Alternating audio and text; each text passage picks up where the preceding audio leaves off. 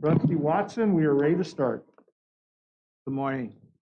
203rd meeting of the Audit Committee of Metropolitan St. Louis Sewer District, March 1st, 2022 at 7:30 a.m. 2350 Market Street, room 109.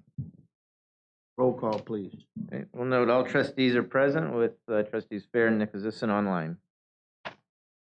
Can I get approval of the minutes? 202nd meeting. So moved. Second. Be no comments by the chair. External audit presentation by Clifton Larson Allen LLP. All right, so this morning we've got Andrew Zubel and Ethan Lay from Clifton Larson Allen on to talk about the planning communications. Andrew or Ethan, you can take it away. All right, thanks. If you want to go ahead and scroll to page 3 of our materials. So quick introduction, my name is Andrew Zubel. I'm a principal with CLA. I lead CLA's state and local government practice here in Missouri, and I lead the firm's overall utility practice nationwide. I just want to start off by saying I'm looking forward to working with the team. Really excited that our contract was renewed for another 5 years. The relationship that we have with MSD is very valuable to us here in St. Louis. So I'm just really pleased and excited to be working with everybody again. Through my presentation, I'm going to discuss changes to new accounting standards, highlight CLA's thought leadership and industry-specific articles as it relates to state and local governments. I'll introduce the service team. I'll highlight our audit plan, timeline for implementing the new GASBs, which is GASB 87. We'll talk about that here shortly. Highlight our audit deliverables, and I'll talk about the rules of governance management and auditors, and ensure that there's two-way communications between governance and the audit team. So if you want to go ahead and scroll to the next page. So these are some of the new GASBs that are on the horizon. You'll see the fiscal years that they're applicable to. I'm not going to go through all of these, but I will highlight two in this on this page. GASB 87 leases, that's going to be applicable for fiscal year 2022. That likely is going to be material to MSD. Basically, that standard requires MSD to record a right of use asset associated with tangible leases. So that would be a lease, for example, of a property or a piece of equipment. That really does not include service-related agreements. So, for example, if you hire a firm to do security work for MSD, that would not be included within the scope of the standard. It's really focused on tangible assets. And then the statement number 96 is similar to the lease standard, but it's related to IT subscription-based software. So, for example, the Oracle ERP system that MSD uses would be included within the scope of that. Again, you're going to basically be recording a right of use asset with an offsetting liability on the books. Those are the two biggest new GASBs that are going to be applicable for fiscal year 2022, and then GASB 96 will be applicable for fiscal year 2023. The others, MSD is still in the process of assessing the materiality of those, but they're not expected to be material to MSD. If you want to scroll to the next page. So the way CLA is structured is we're industry focused. So for example, the team that you have here today works only and primarily on state and local governments. That's different from a lot of firms where they're service line focused, meaning at CLA, we do state and local governments. We do all services related to state and local governments. A lot of other firms are just in this service line specific, meaning they do assurance work and they work on a variety of industries, but they only do audit or assurance work. The same thing can be said about tax. The unique thing about us being industry focused is that we really are ingrained in what's going on in the industry. CLA has a lot of thought leadership out there as it relates specifically to state and local governments. Some items that the MSD team or governance might be interested or included here. There's links on our materials. Such thought leadership includes the upcoming infrastructure bill, GASB 87, which we just talked about. There's also some GASB related new standards out there reflecting on all the various new standards that GASB is putting in front of state and local governments. There's also thought leadership as it relates to cybersecurity as well. So something that the organization or governance might be interested in. If you want to go ahead and scroll to the next page. One more, please. So this is your service team. It's definitely going to look a little bit different if you're going to compare this to last year. As a result of the rotation requirements, Jacquez Thoreau, Hope Wheeler, not included on this service team. They were the principals that were responsible for the financial statement audit or the ACFR, and then Jacques was responsible for overseeing the various employee benefit plan audits. As I said, my name's Andrew Zabel. I'm a principal. Heather Plitt is also a principal with CLA.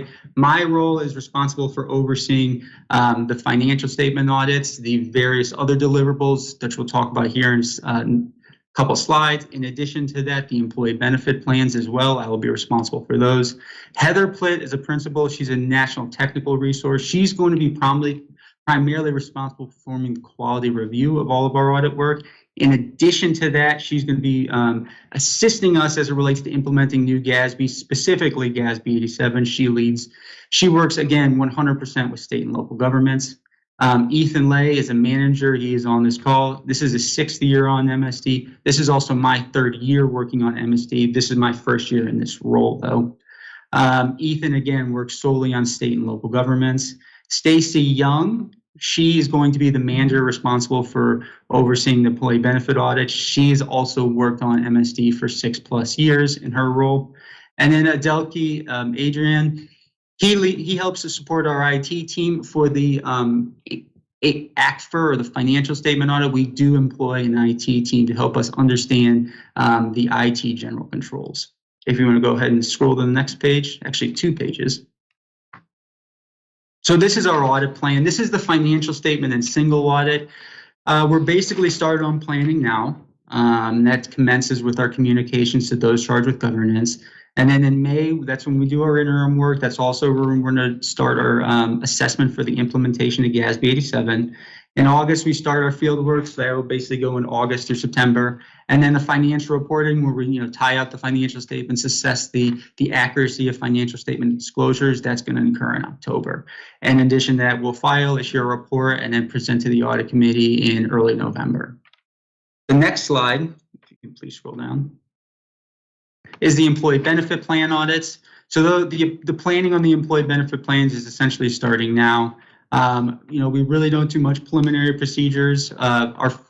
Basically, the brunt of our work is going to occur in April through June. Our field work is going to be in April and early May, and then we're going to do the financial reporting in late May and June. And then moving on to the audit plan. So this is kind of how we go through and assess the audit. Our significant risks are related to revenue recognition and management override of internal controls. Those are standard risks, significant risks within the standards and what the industry is telling us. However, specific to MSD, there's inherent risks. So those inherent risks are related to allowance for bad debt. That allowance is simply a result of, MSD cannot cut off sewer services to their customers. There's the unbilled revenue piece of it, which is an estimate. Insurance reserve and pension and OPEB, also those are in estimates as well. Estimates are inherently risky because there's potential for management bias included in those. We will focus a lot of our audit work as it relates to significant risk and inherent risk, but we will audit other areas. In addition to that, we'll assess the control risk related to the organization. Our control risk is specific to design, so for the design procedures, we'll understand all internal controls related to material business processes. Another component to control risk is operating effectiveness testing, which that will help us reduce our detection risk or the risk that internal controls do not identify a material misstatement. Our internal control operating effectiveness testing is limited to payroll and non-payroll disbursements. And then detection risk is simply the risks that our substantive audit procedures not related to internal controls will fail to detect a material misstatement. So that's a quick outline of our audit plan. If anyone has any questions on that, please just interrupt me during this conversation and you can ask any questions. Moving on to the next slide. So this is the outline for implementing GASB 87. The first phase of this is essentially we're going to make sure that MSD has compiled a complete list of contracts. So you're going to go through and analyze your contracts and determine if they're in scope as it relates to the new standard. Phase 2 of that, which is basically going to occur in July. Usually we don't do much procedures in July, but as a result of this significant new accounting standard, we're going to stay involved from basically our interim field work all the way through the data filing. In phase 2, we're going to test the valuation of those assets and leases. That's essentially assessing the accuracy of management's net present value calculation. Management is using a software to help them quantify the right to use asset and the right to use liability. And then in August 1st through the month of August, we're basically going to be testing the accuracy of the journal entries recorded by management. The last phase of this is essentially financial reporting. That will start in September and finish October 1st. That's basically essentially, the accuracy of the financial disclosures in the annual comprehensive financial report, as well as the presentation of implementing that new standard. And if you can please scroll to the next slide. So here's our audit scope and deliverables. So you can essentially break down deliverables into two categories. The first is related to deliverables that have a year end of June 30th. So that's the annual comprehensive financial report, or the ACFR. There's the single audit. There's the audit of schedule of project expenditures, the agreed upon procedures report. Those are all going to have a June 30 year end. And then our December 31st deliverables are primarily related to the employee benefit plans, deferred comp, and defined contribution plans. If you want to go ahead and scroll to the next slide. So this outlines the roles and responsibilities of governance, of management, and the internal auditors as it relates to the audit process. I'm not going to go through these in detail. And the primary goal of this is to allow for a two-way communication with the independent auditors and those charged with governance. And this slide also is good because it outlines the responsibilities of each three members that are key to the financial statements and the audit process. This last slide here is the governance input. So, we're always seeking to, again, have two-way communication to those charged with governance. If you guys are aware of fraud or you're concerned of any matters, my contact information is included on the next slide. Please reach out if you have any concerns or any questions as it relates to the scope of our audit, things that might give you concern. Anything that you have questions on, please feel free to reach out to me. Again, there's open lines of communication. So Tim, that's the gist of my presentation. If anyone has any questions, I'm more than address those. If not, I'll go ahead and sign off. All right, thank you, Andrew. Are there any questions from any of the trustees? All right, it looks like you're off the hook, Andrew. Thanks a lot for your time. All right, thank you. I appreciate it. Bye-bye. All right, the next item is an internal audit report. So Todd Loretta from Internal Audit will go through the review of the construction change order process. And then from Armanino, we have Steve Stroman and Katie Wibbenmeyer on the line as well. Okay, guess it's my turn, huh? All right, good morning, everyone. So as Tim mentioned, I do have Steve and Katie with me on the conference line. I'll probably do most of the talking, but if you guys have any questions that I can't answer, I'm going to defer to them for their technical expertise. So this was an audit of the change order process. So if you go to slide 1, which we're on, I think. So a little overview, background. District has made approximately $1.31 billion in cash payments for capital assets over the past 5 fiscal years. You can see the numbers there. Those are per our audited cash, per our audited financial statements for the past 5 years. So obviously, expenditures and activities in this area are quite significant. So with a project clear and consent decree being slide 2, I'm sorry, being long-term initiatives. The consent decree is now a $6 billion program over 28 years. So the importance of maintaining effective procedures and controls around the administration of the construction area are going to remain an important objective for the district and for internal audit for several years. So this audit is simply one of several audits that we direct towards this whole construction area. You can see there's a list of audits there on that page. The construction management design contract invoice audit we just issued to you guys last summer.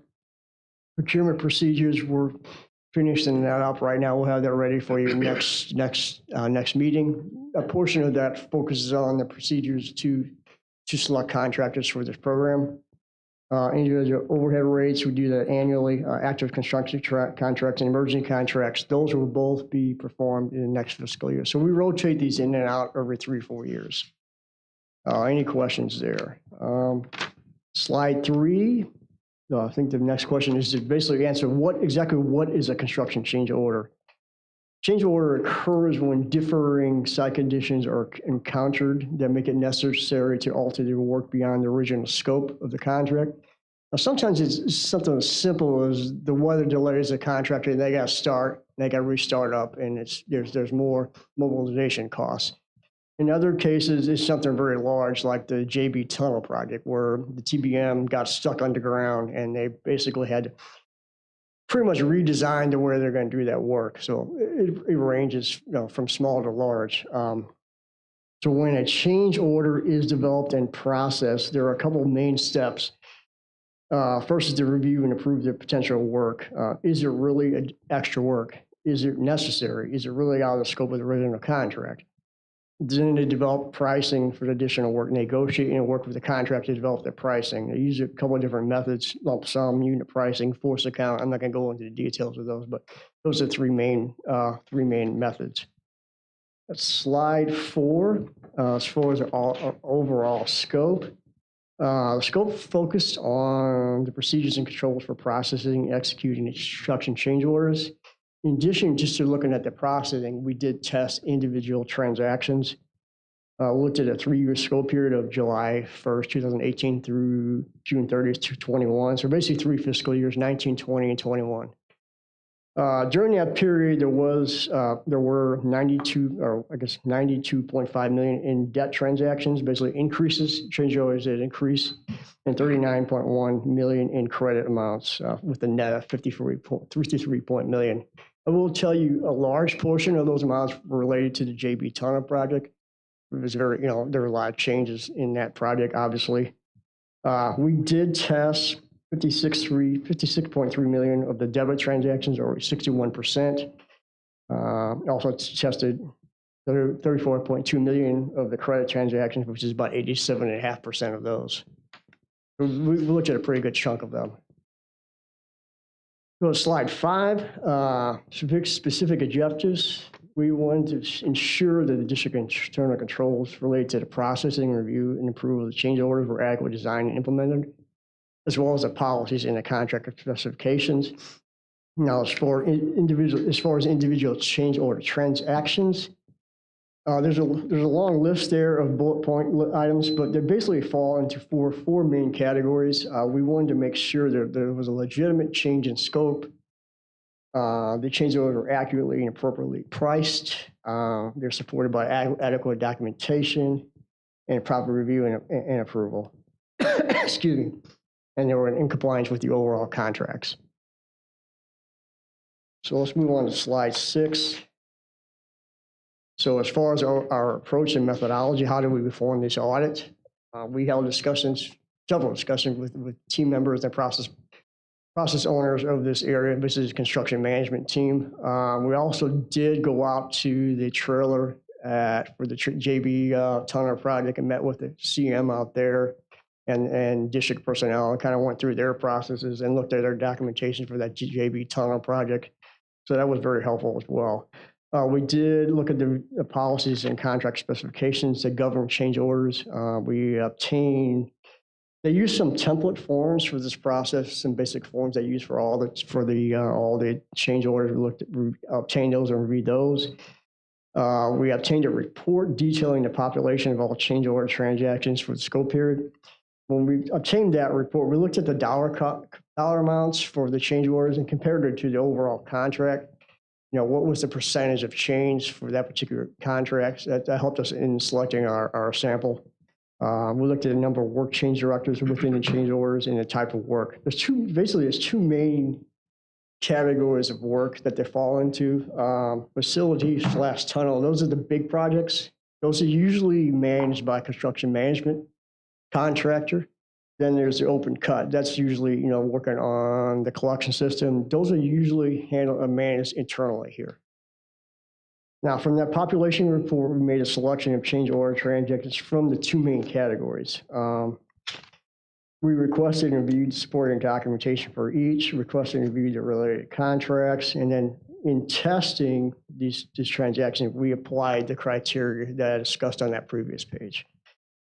So in all, we selected 13 overall change orders, but within those change orders, there are 61 different work change directives. They kind of roll those up into overall change orders. Each one of this kind of is a change order in of itself. All right, so if you want to move on to slide 7, if there's any questions, let me know. We had a generally satisfactory opinion at slide 7. That's our middle opinion. We identified 3 opportunities for improvement. Now, the first one has to do with a documented review by design personnel. Now, the next 2 are connected in that they're related to the calculation of and the supporting documentation for the pricing of the change order. So when we combine those 2, we felt the overall issue was significant enough to prevent a completely clean opinion. One thing I did want to mention, so I think to be completely fair here, I think there's a couple of things I need to mention. There were some contributing factors here. During this period, they were short on program management personnel. Normally, those program managers are basically the quarterbacks over these projects that kind of run them. They usually almost have 3 program managers. At one point, they had 1 during this period. And then also during this period, they were going through the process of converting from hard copy documentation to digital documentation as part of the information governance initiative that the whole district is going through. Now, not to make any excuses, but they would probably be the first ones to tell you that they should have done a little better on some of these items, but I kind of want to give you the whole picture of what we saw. So, any questions? So let's move on to page 8. So the first item was the documented review by design personnel. Now, when we reviewed the supporting documentation for change orders, one of the things that we noticed was that documented reviews by and from design personnel were not part of the standard documentation. This is really important for change orders in which there is a change in the design of the project. So it's important for design personnel to review, be sure that stuff changes or sound from a design perspective. Now, we did talk with the process team, the process owners, and they did say, hey, we work very closely with design personnel. Oh, their review is just not documented. So it's hard to see that in the documentation. So what we're recommending I'm sorry, go ahead. Are these design personnel contractors? It's in-house. All in-house. Yeah. Design personnel, if there's a project, the project. Well, yeah. External. We got an architect, engineer, outside. Right. But we have a project manager.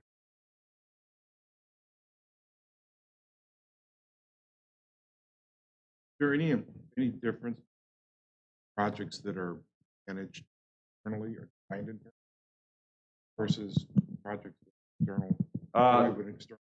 Majority of the projects that we design internally are smaller in nature. Most of the large projects are externally designed. Yeah. So I think our recommendation was that the internal design personnel take a review of this. Now, if they need to go outside, then they will. So I think that I thought. So what we're recommending is that they add there's an existing change order checklist. So they already have a good form. They just need to add a spot on that checklist for the design personnel to basically document their review and say, yes, I reviewed this. In some cases, there will be no change to the design. And if that's the case, they can just note that on there and say, there's no change in design. So if you move on to slide 10, these next 2 items, 2 and 3, which start at page 10, had to do with the documentation supporting the pricing. So we reviewed the supporting documentation for change order transactions. We identified 2 transactions for which the supporting documentation was not available for the pricing. So we were unable to really review and verify the reasonableness of the accuracy of the pricing. We did discuss this with the process owners. And they were absolutely, they were pretty certain that they established good pricing, but the documentation is not there. So they do discuss this with the contractor and negotiate, but it's not clear to us whether the deficiencies were documentation preparation issues or if the documentation somehow got misfiled in this whole conversion from hard copy to digital documentation. We're not sure. So what we're recommending is that there be semi-annual training to appropriate personnel and address the procedures for preparing and maintaining the documentation, the use of the checklist, and then if they need to revisit the whole process for scanning and storing this documentation, they should do that as well. Any questions?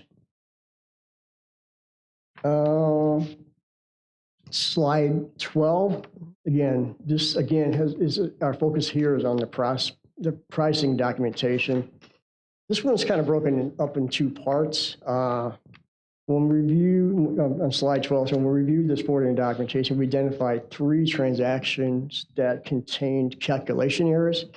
Now, most of these errors can pertain to the misapplication of markup percentages applied to the costs. Those markup percentages are spelled out in the district general condition contract, or what they call the green book.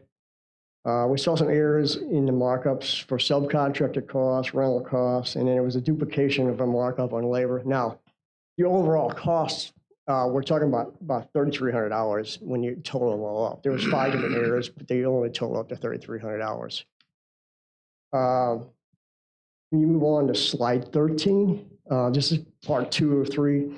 So when we identified a change order in which the documentation showed conflicting amounts regarding overall square footage. Now, for this change order, square footage was important because the pricing was based on a rate per square foot. Basically, they were repairing a brick chimney out of the Bissell.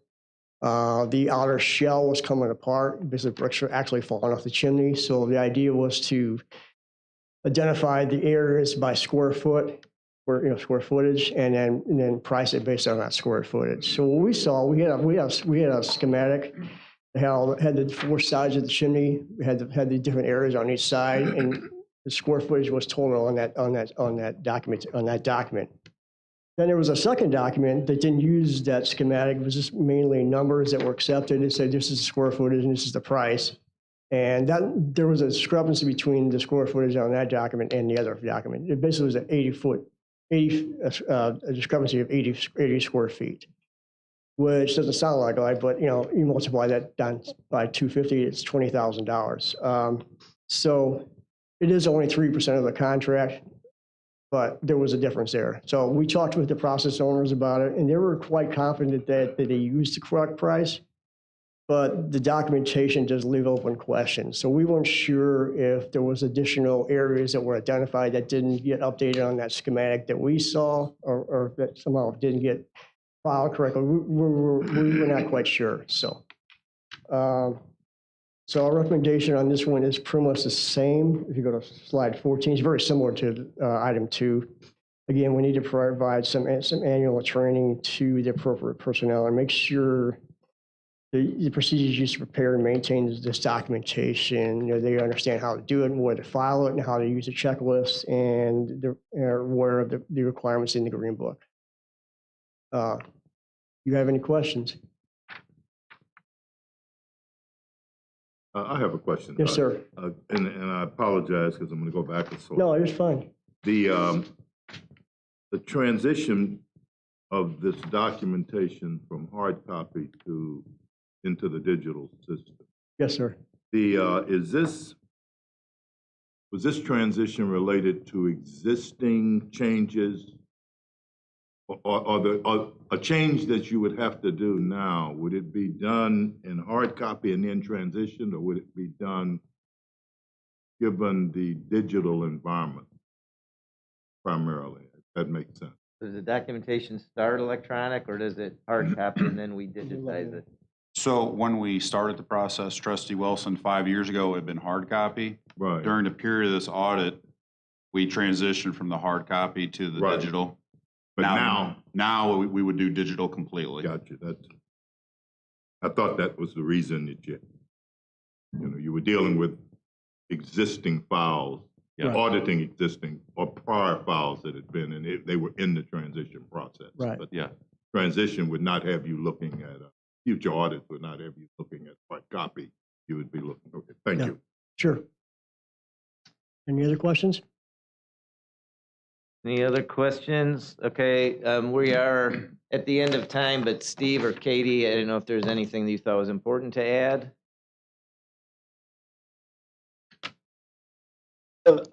I think Todd covered it completely as long as everybody's questions are answered. I think he adequately covered it from my perspective.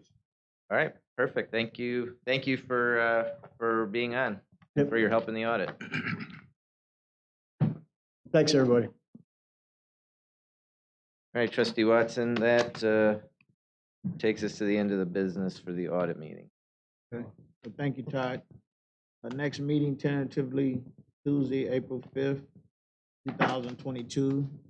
Have a meeting for adjournment. Second. Thank you. Trustee Nicholasison, we will change out some documents here, and I'll let you know when we're ready to go. Yes, sir.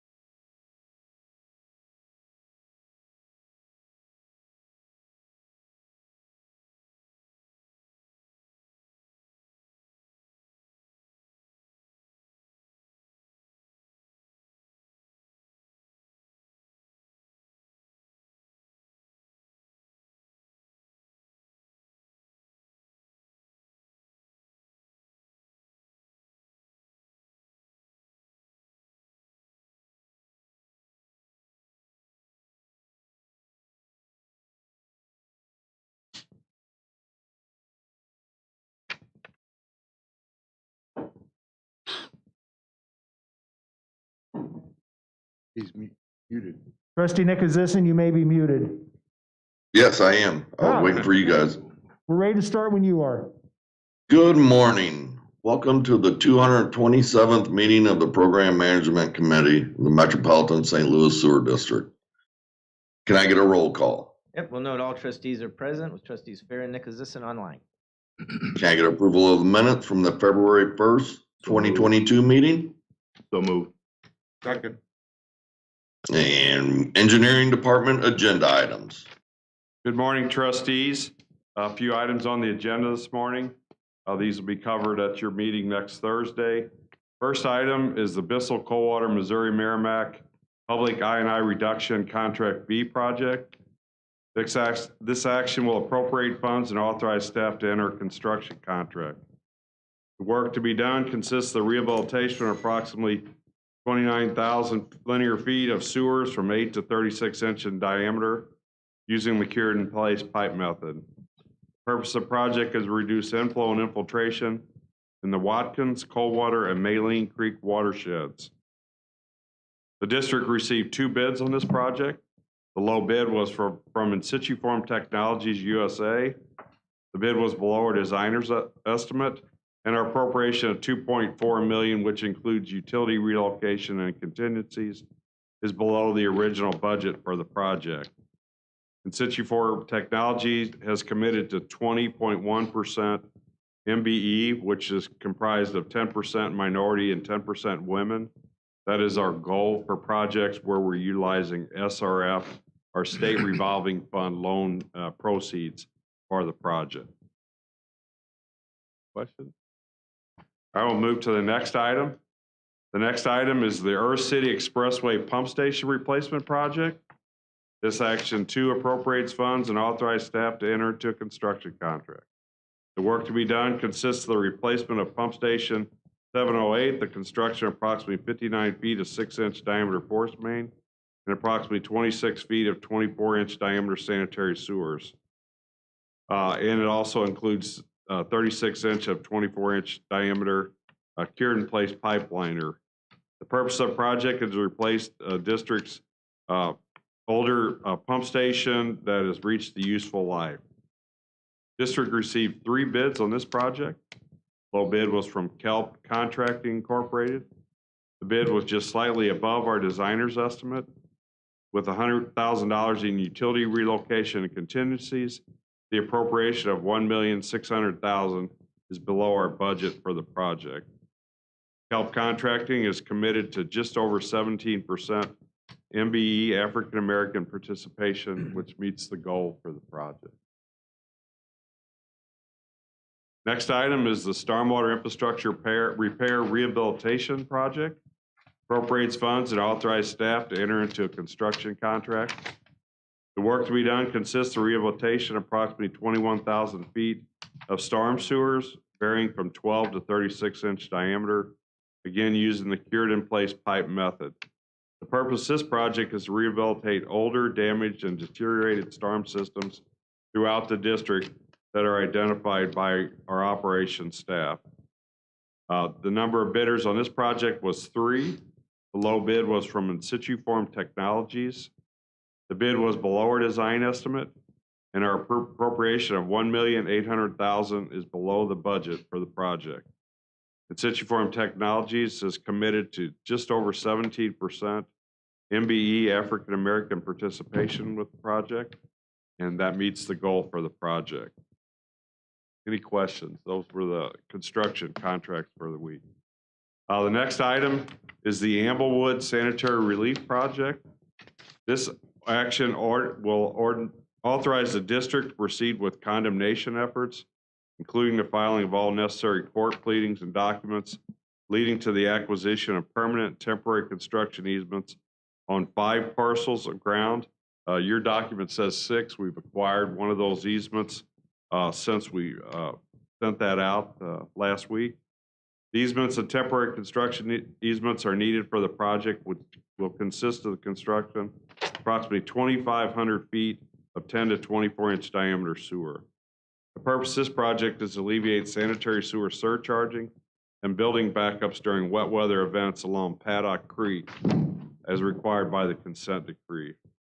To date, the district has been unable to negotiate a settlement with 5 of the property owners. In your packet, we'll go through the specific properties. This project overall required 10 easements. We've acquired 5 of those, leaving these 5 remaining for condemnation. We continue to negotiate with those property owners, but haven't been able to make progress, thus we're here today. First parcel is Parcel 6. This property has hasn't responded, and actually we have this owner for 2 properties. It is common ground for a subdivision. We're just having difficulty getting the property owner to reach back out to us from our initial offer letters. And typically, once we get permission from you all, then that will get the property owner to the table and at least talk with us. Parcel 12, again, is as you can see, these are along some major intersection here, in that they are located on commercial properties. So we have several of these parcels 12 and 14 that both the property owners are assessing what impact to their business that we will have. In other words, we're interfering either with their parking or with their entrance. And generally, it's not about how much money, it's like, how long am I, not going to have that parking, things like that. So those are the things we're negotiating. So we have our agent, we'll have to go back to our design team and make those discussions. And usually once we've reached that, it keeps the process moving. But again, we're just waiting for those to get back. We want to keep the project on schedule. Parcel 13, again, is the same owner as we had on the previous. Again, it's area of common ground. Obviously, we try to keep the projects or the relocation of the sewers in locations that impact our property owners the least. And this portion is in common ground. And then last, parcel 15 is also a business, and we've actually, on parcel 15, it looks like we have an agreement in principle. We just haven't got the signed easement yet. Are there any questions?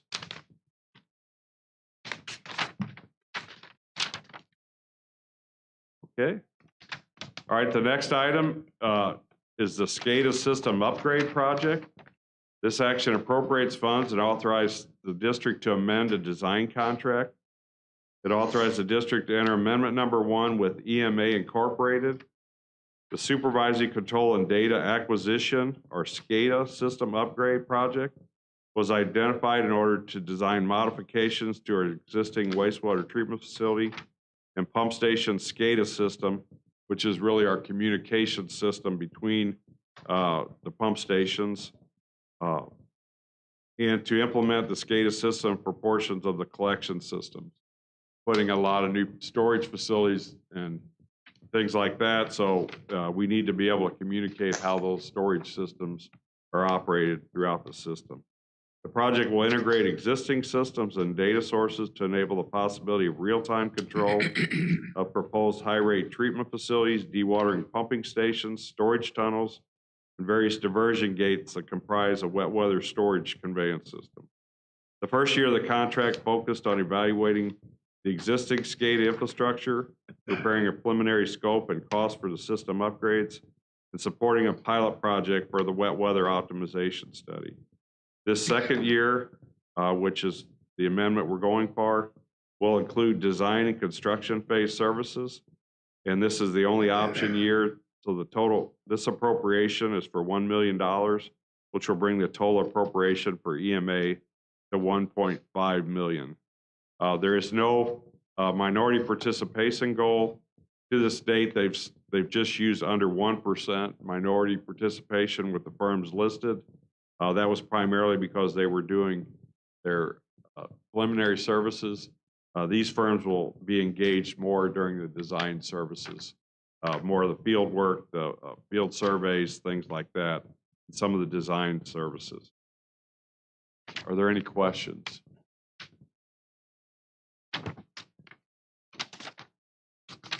The next item is an IT related item, and Mr. Sprague's here if there's any questions on this one. This is regarding the Oracle EBS upgrade to the cloud. We brought several other contracts to you in the past. This particular ordinance will authorize and appropriate $5,350,000 and authorize the district to enter a contract for $4,365,800 with AST for one-time services to migrate our unsupported Oracle business system to the Oracle Fusion Cloud.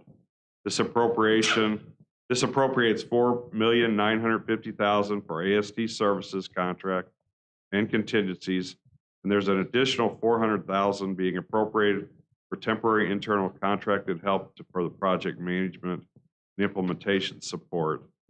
An additional appropriation will be made to complete the project in fiscal year 23. Just some information on AST. It's an enterprise system integrator, a certified Oracle partner with the depth of expertise and leading organization through business process redesign for over 700 projects throughout the nation. AST been in business for 26 years. Its headquarters in Isle, Illinois. with additional offices in Texas, Canada, and India. This time, Mr. Sprague can answer any questions you might have on this project.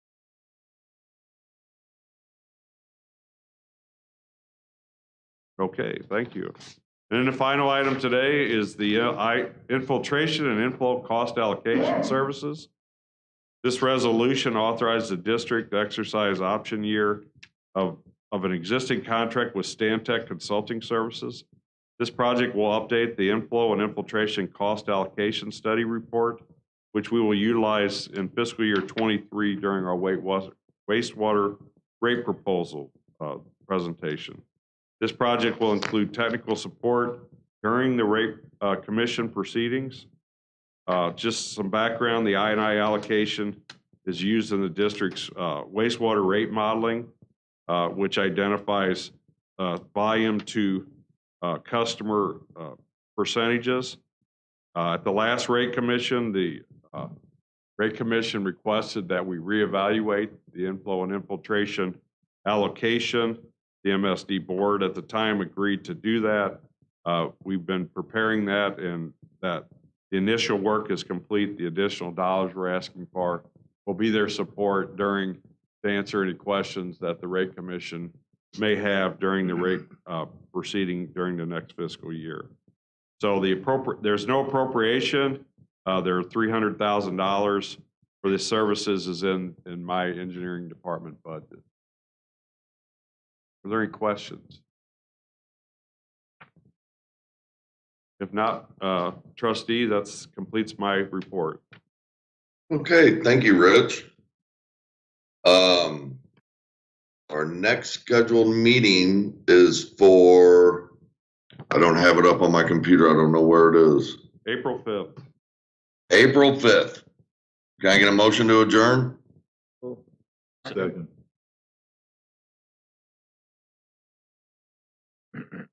Thank you. Thank you, everyone. Trustee Fair will change some documents out, and as soon as we're ready, I'll let you know. Thank you, Brian.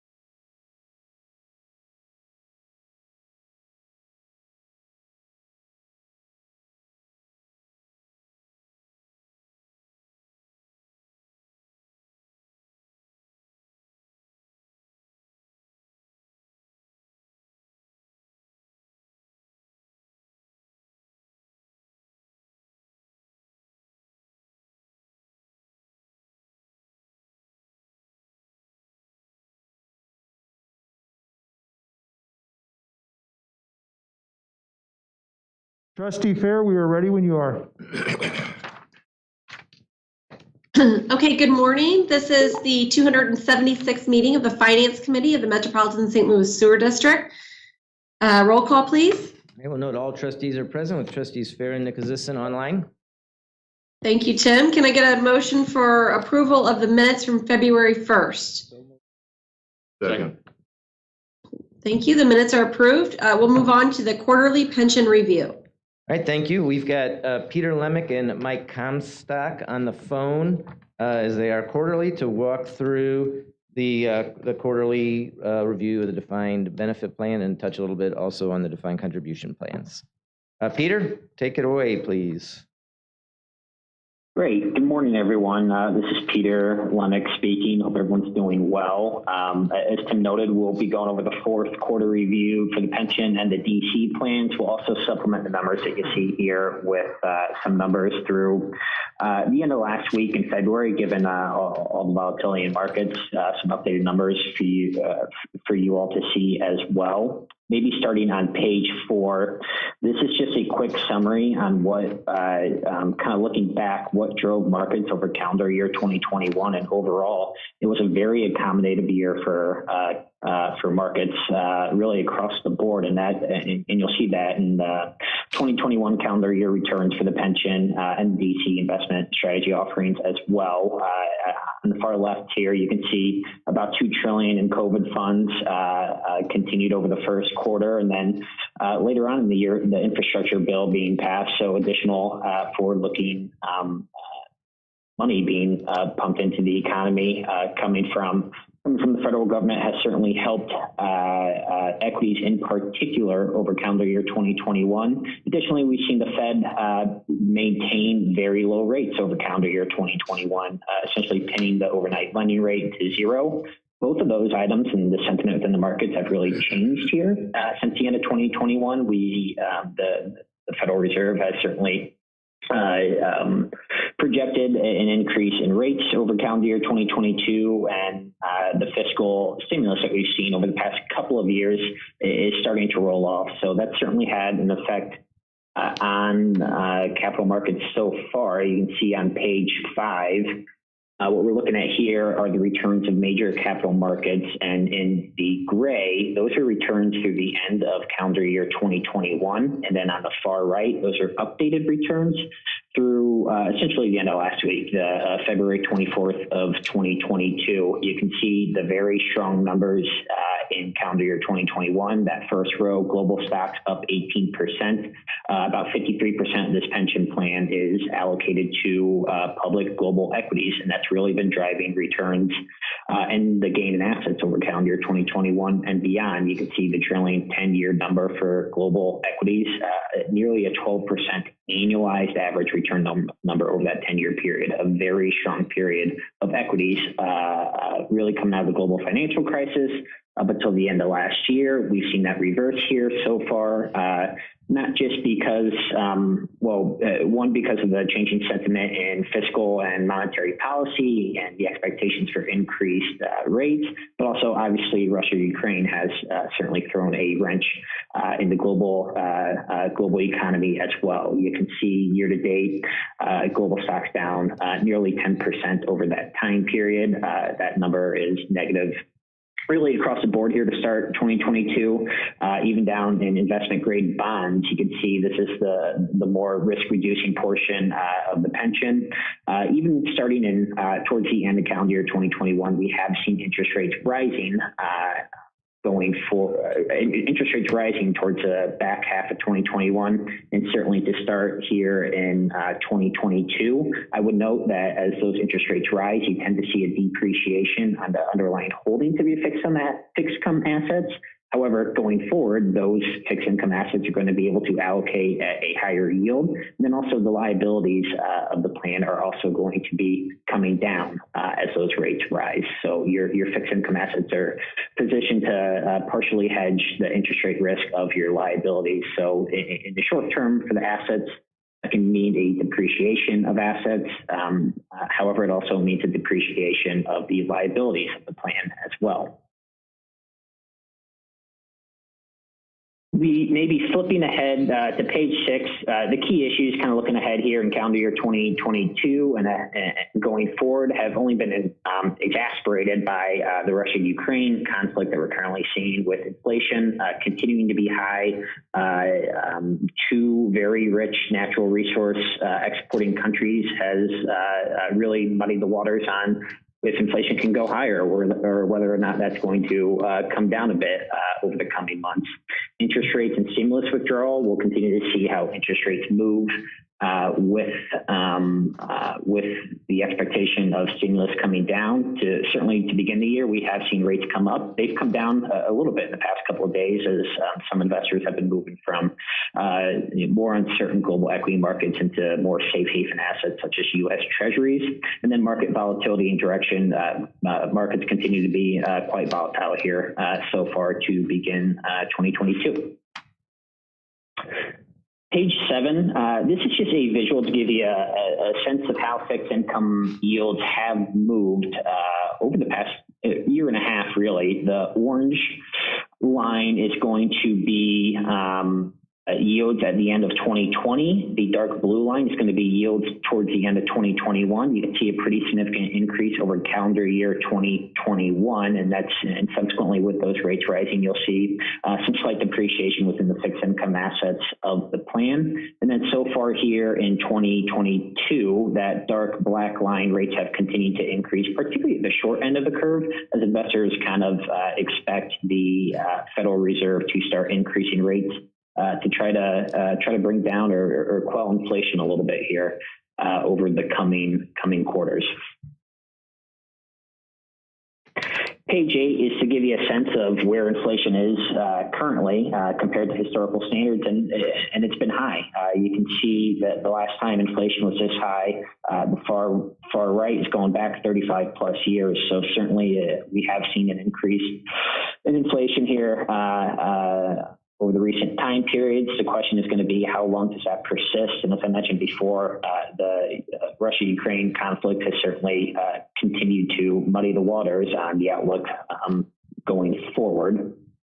To give you a little bit more of a sense of how that trend has been recently to more long-term, on page 9, you can see on the left the long-term trend to inflation is for the past 10 plus years or so, we have really been in a very low inflationary environment, and it's been tough to get that to reach the 2% Fed target. More recently, with all the stimulus coming through, some choking in supply chains, and obviously more recent conflicts, we've seen those numbers come up quite a bit, particularly in the energy sector, driving the increase in inflation here over the past year and a half or so now.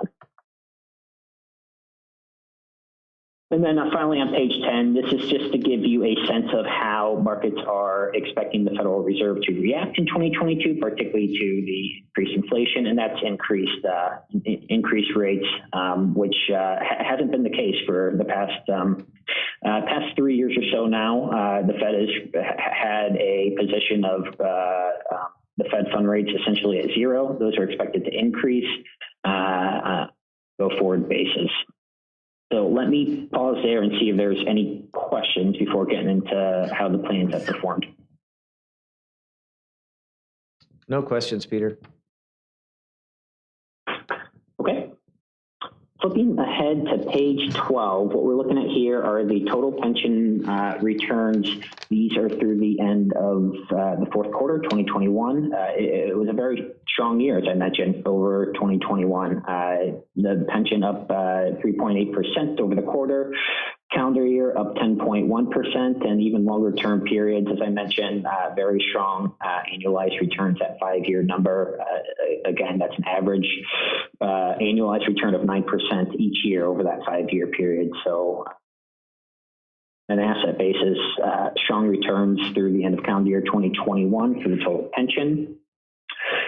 Page 13, you can see what the effect has been on assets at the overall plan level. Over calendar year 2021, we saw plan assets increase by about 25 million. That's come back down a bit by the tune of about 12 million here in the first month of January. Again, you know, as I mentioned, your liabilities have also come down quite a bit as well to start calendar year 2022 as well.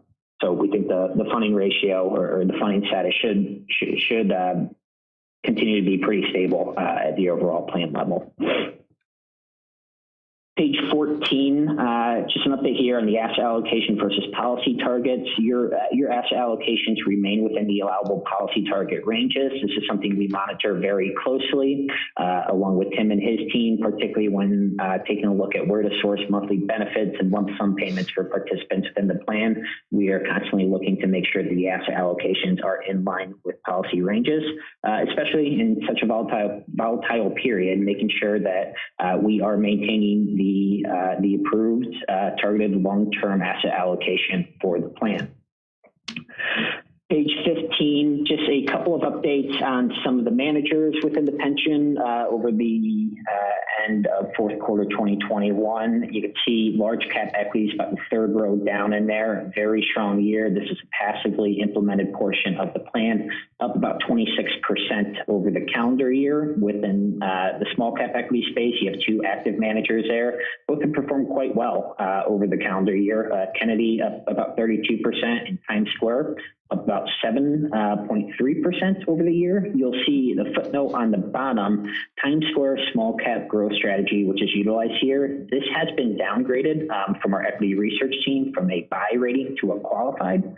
So Aon's research team has really three ratings for managers, one being buy, which is our best ideas. If this was a blank slate item, this would be for a new mandate, this would be one of the ideas that we put forward. Qualified means we think the manager remains institutional quality and is more than capable of continuing to be proper stewards for institutional assets. However, they are no longer one of our best ideas in this space. And then a sell rating would be, we would be coming to you and kind of pounding the table and saying, you need to move out of this strategy as soon as feasible. That's not the case here. Times Square Small Cap Growth, our equity manager team, they reevaluated, re-underwrote the strategy across several of their strategies, and coming out of that, less conviction within the staff due to recent turnover, particularly within the healthcare sector for the team and the underlying process, particularly as it relates to their sell discipline. They have made some changes, Times Square there, but it's still to be seen how effective those changes are in the eyes of our research team. So we have downgraded them from being one of our best strategies in the space to a qualified institutional rating within the space. So let me just pause there and see if there's any questions from the committee. There are no questions, Peter. Okay. Flipping to page 16, your fixed income assets, as I mentioned, kind of a headwind environment for fixed income over calendar year 2021, but your managers have done well, particularly on a relative basis over the quarter, down 0.2% versus the benchmark down 0.6%. Prudential Core Plus Bond has really led returns here, actually being slightly positive over the quarter, about 0.4% return. And then within the real estate portfolio, you can see UBS Trumbull Property Fund. As a reminder, this manager is currently undergoing 100% liquidation. This has been implemented. This has been over the past year and a half or so now. That process continues to occur, but even during that liquidation process, they've actually seen strong absolute returns, I should say, over calendar year 2021, returning 15% within the space. And then at the very bottom here, you see the total pension. It's returned into this, it's down about 3.6% in January and down an estimated about 3% additionally month to date here in February.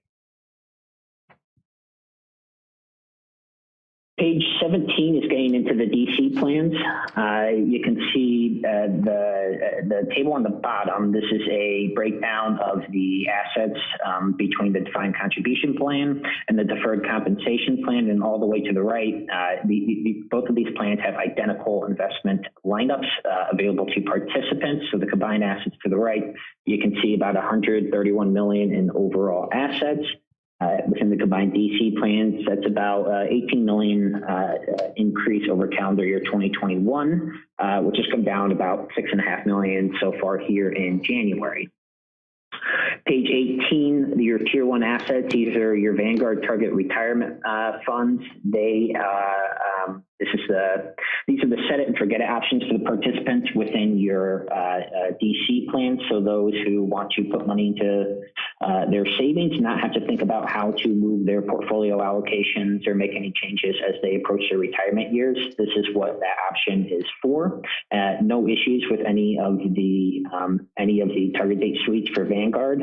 And additional note is these fees actually came down beginning in February from 9 basis points to 8 basis points. So some direct investment management fee savings going to your participants really in the past month here on the target date suite.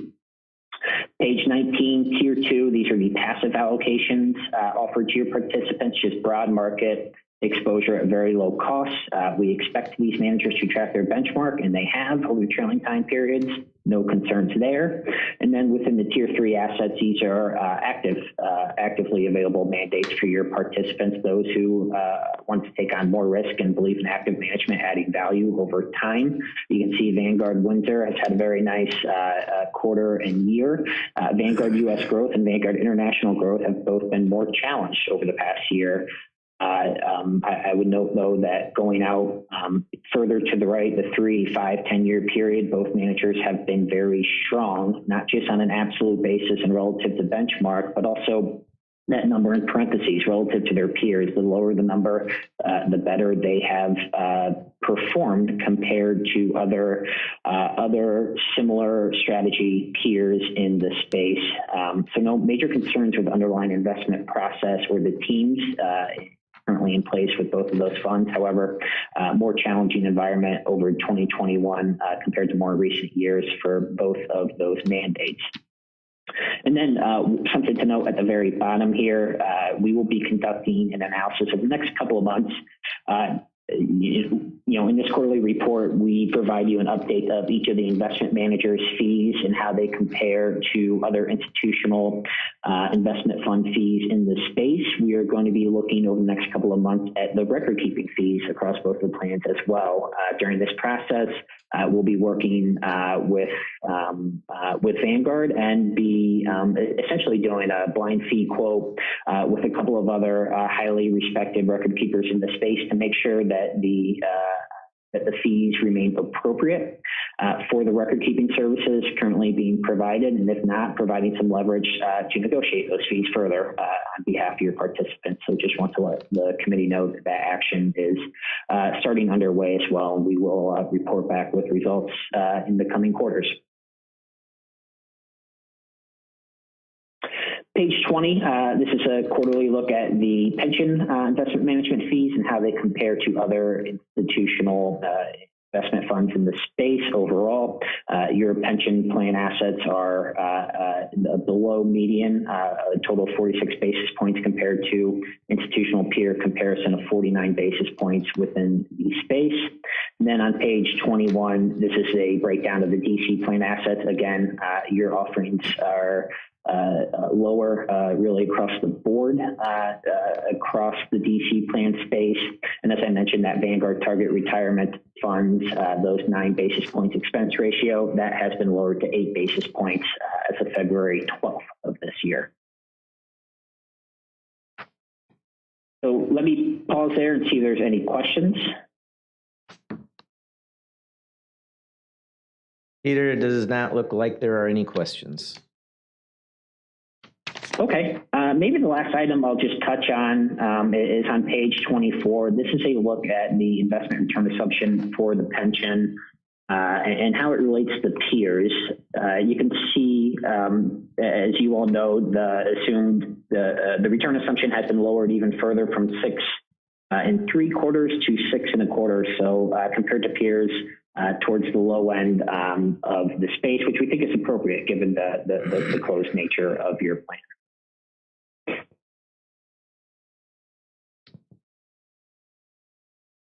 Okay.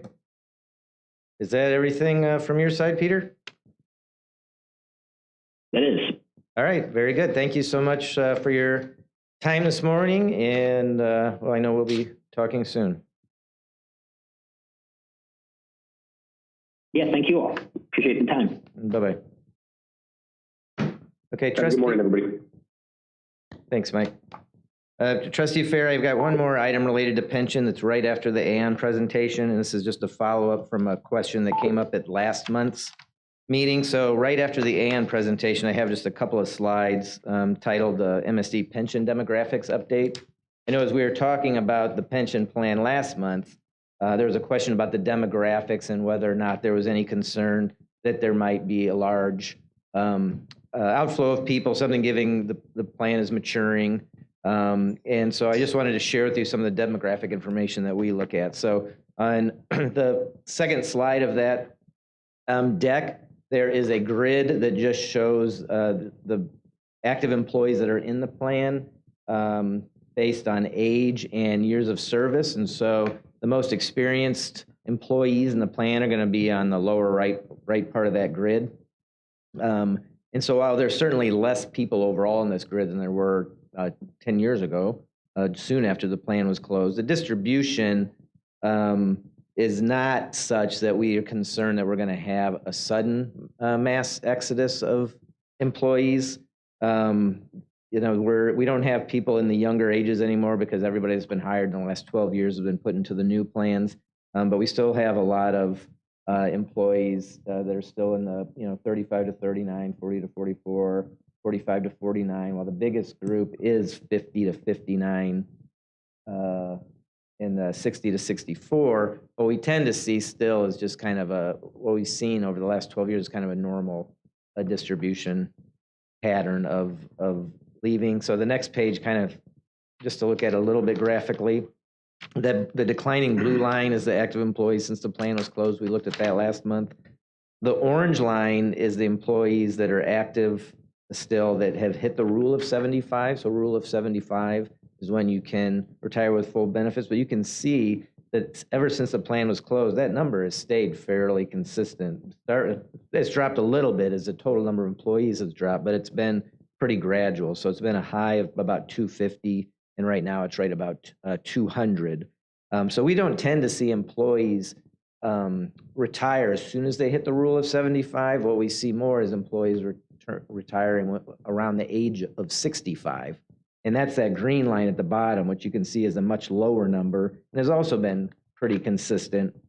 So, give or take a handful of employees, there's usually about 20 active employees in the plan that are over age 65. So age 65 tends to be a bigger driver of retirement than rule of 75. So I think we'll probably continue to see that from this group of employees as it goes on. So then I talked to operations and the other directors, and it may have been a concern at the beginning when the plan was closed, but we haven't seen a big jump in experienced people retiring all at once, and we don't see that coming. So I just wanted to take a second to answer that question. Okay, the next item is still me, and that is the operating portfolio. So this is the grid that we look at every month. And this is essentially our investment portfolio. So I'll start in the upper left. We had a little over 660 million of par. That's about 12 million higher than last month due to the timing of inflows and outflows. The yield to maturity was up slightly, about 4 basis points to 67 basis points, or about 2/3%.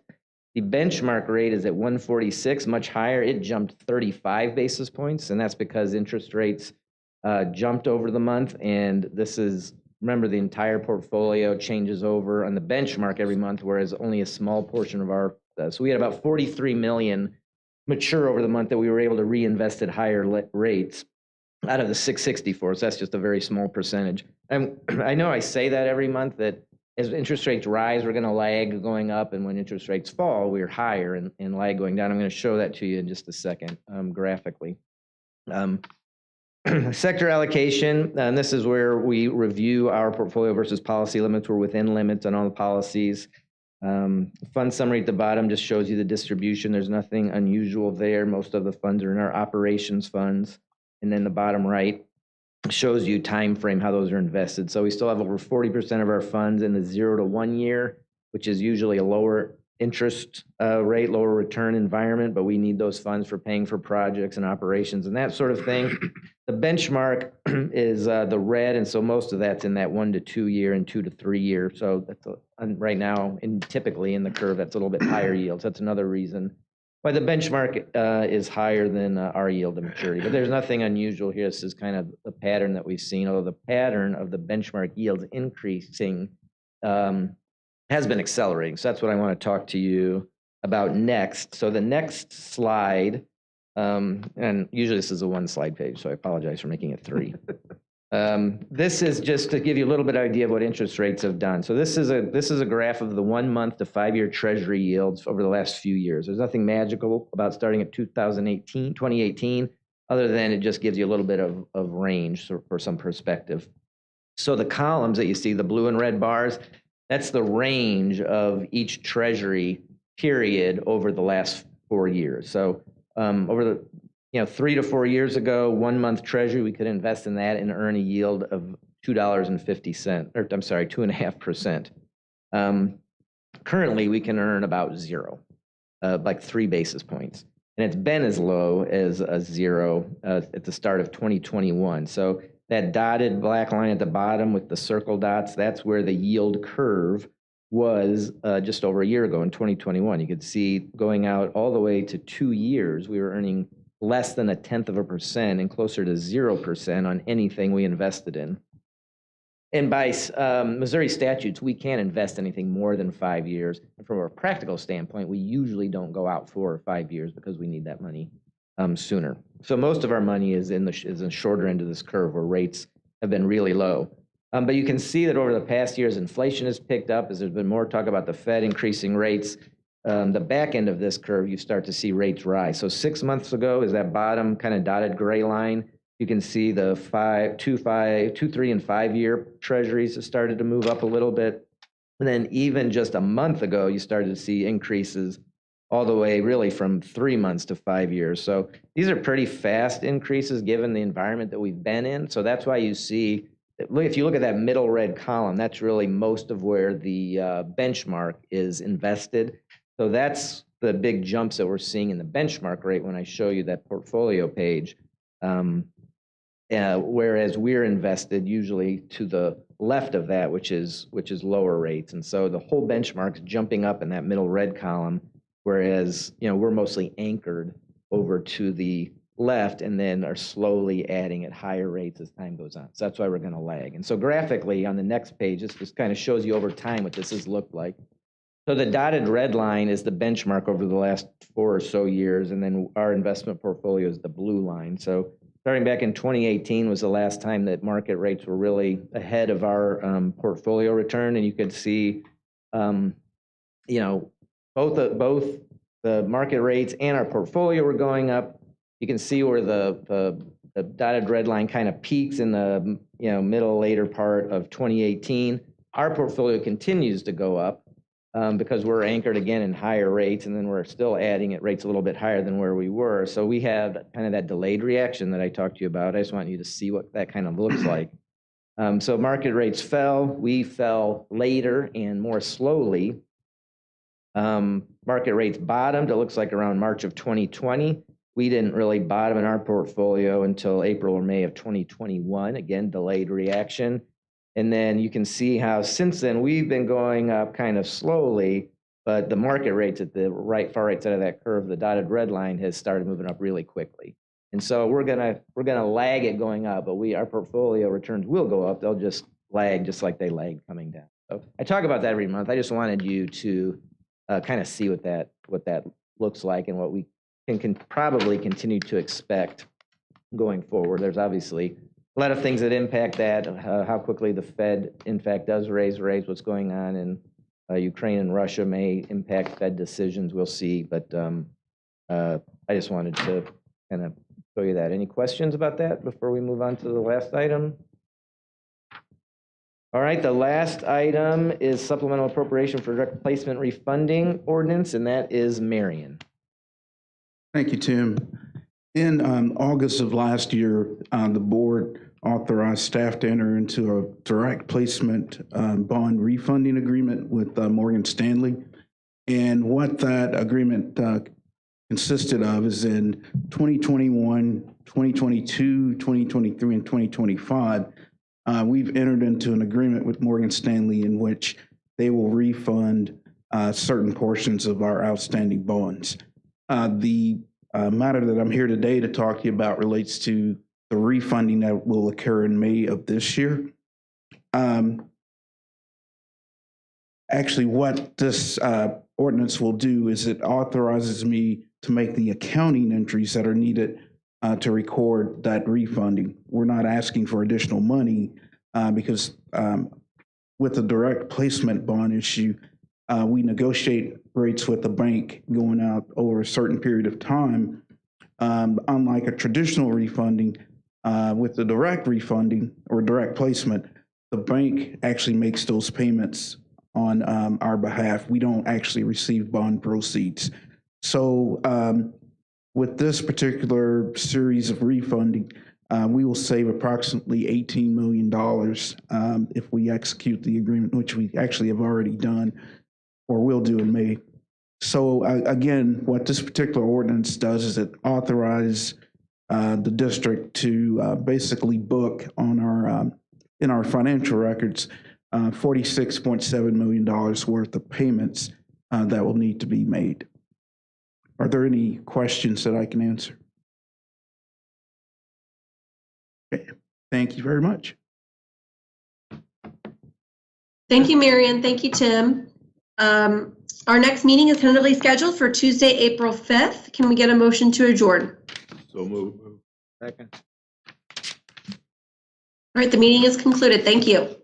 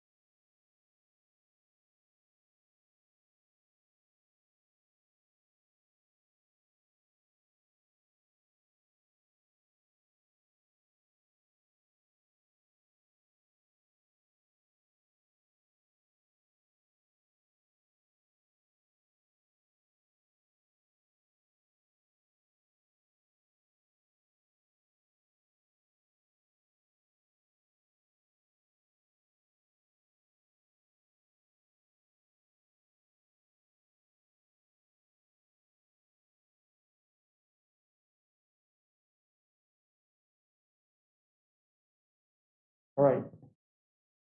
Trustee Wilson, we're ready. Thank you, Mr. President.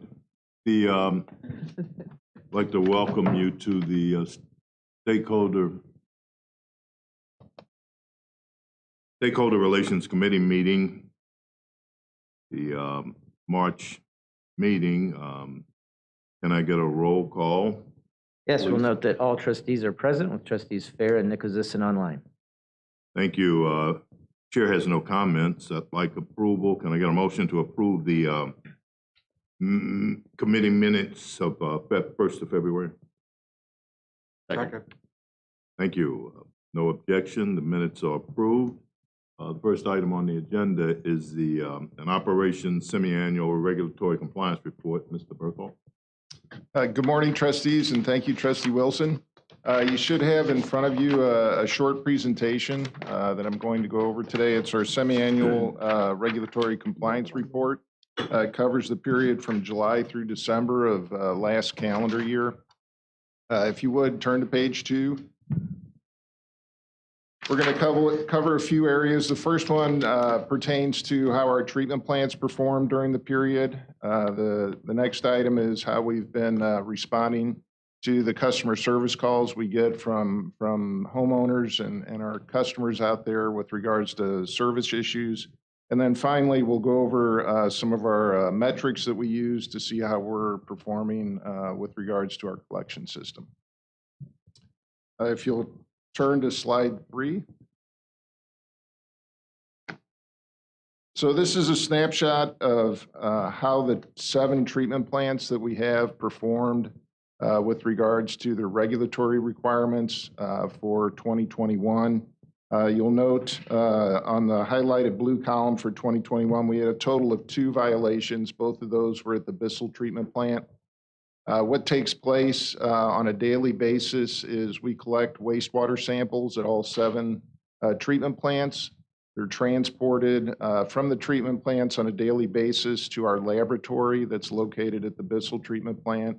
The laboratory actually is part of Rich's area of responsibility, but then the samples are analyzed for a number of factors.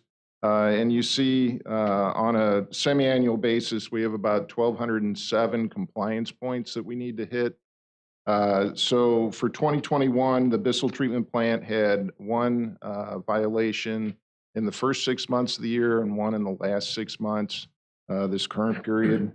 I would like to note on the very right-hand side of the page, we do participate with NACWA, which is the National Association of Clean Water Agencies, and they distribute performance awards, and we apply for those every year. You'll note our plant received an award for that. A silver award means you had 1 to 5 violations during the calendar year.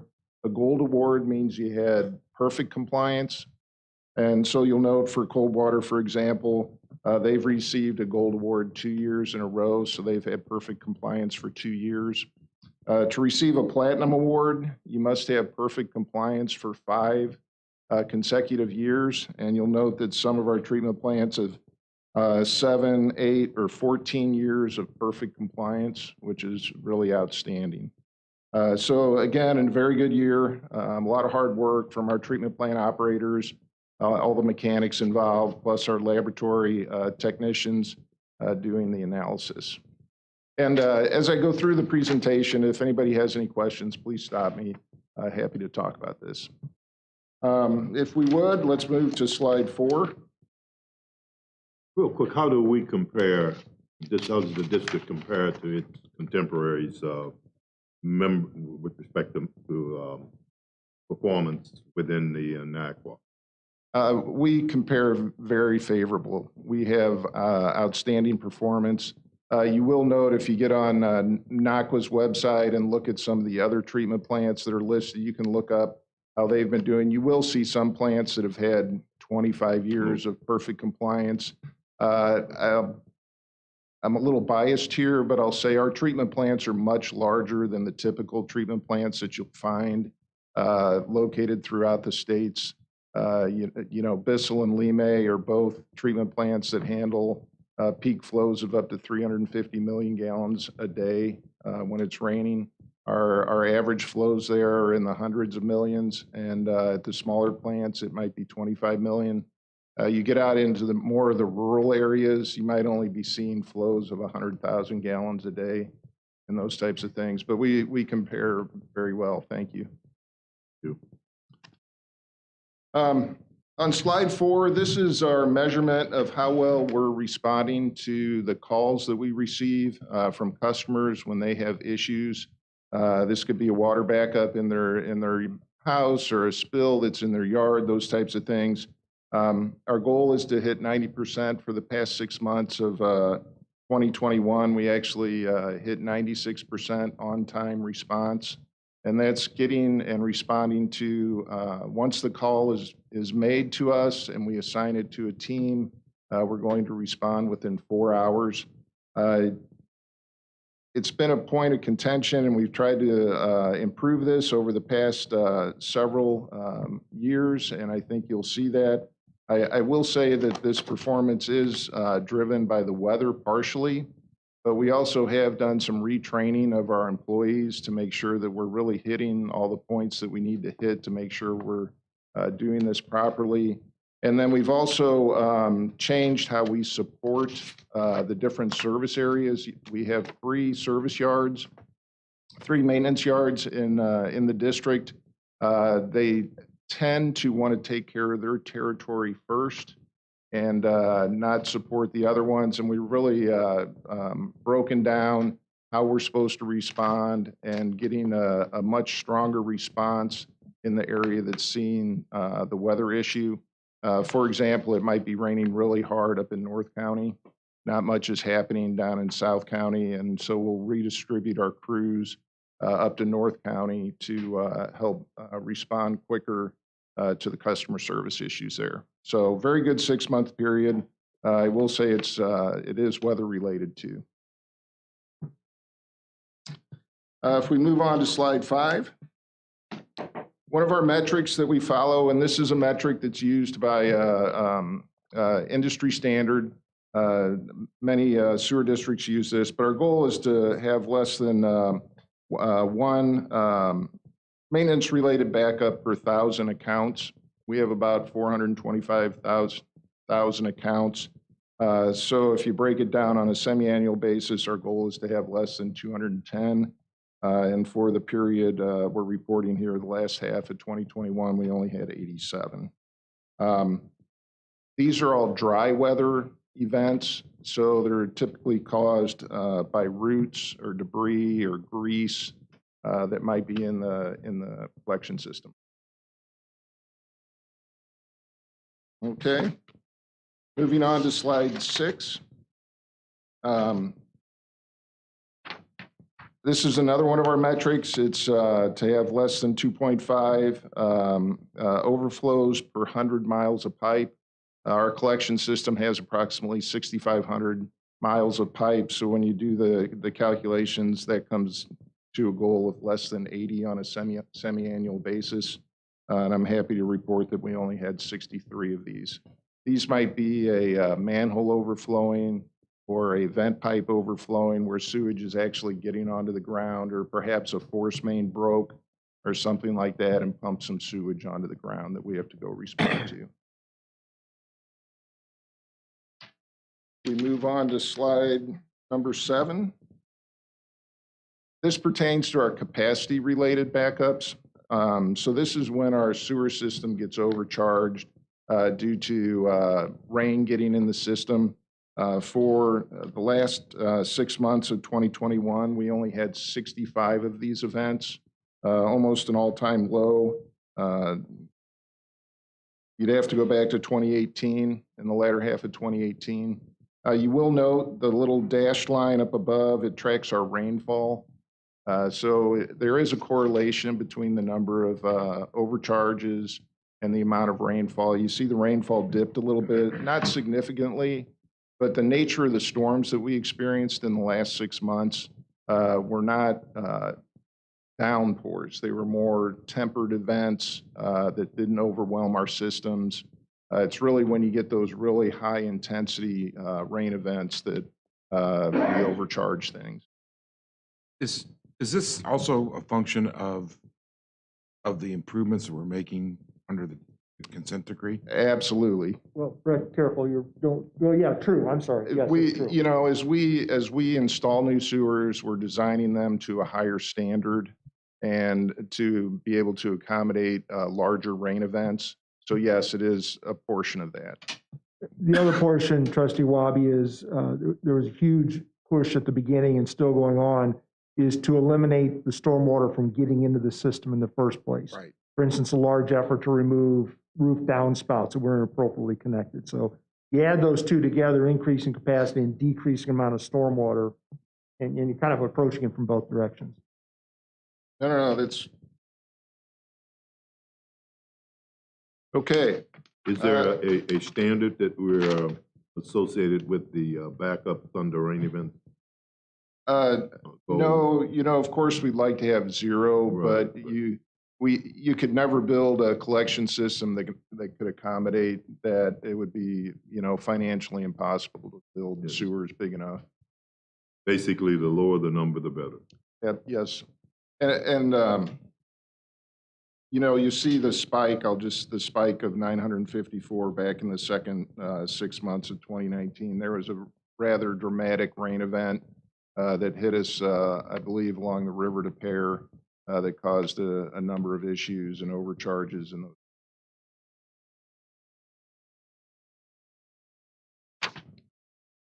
Okay, moving on to slide 8. This is just a graphical representation of how many constructed sanitary sewer overflows we still have in our system as of the end of 2021 calendar year. We have 57. As the slide states, we started the consent decree with 206. Historically, there was hundreds more prior to the start of the consent decree that were removed. And this is all being driven by the capital projects that we're implementing. By the end of 2023, we should be down to 33 overflows. The bulk of the removal over the next year and a half will be because we're implementing the River to Pear Tunnel and a lot of the large sewers that are running up Deer Creek there. There's just a number of overflow points related to completing that project.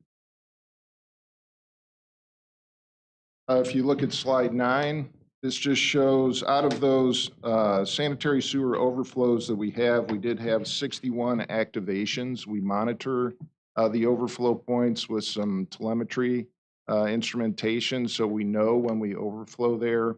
The first 6 months of 2021, we had 30 activations.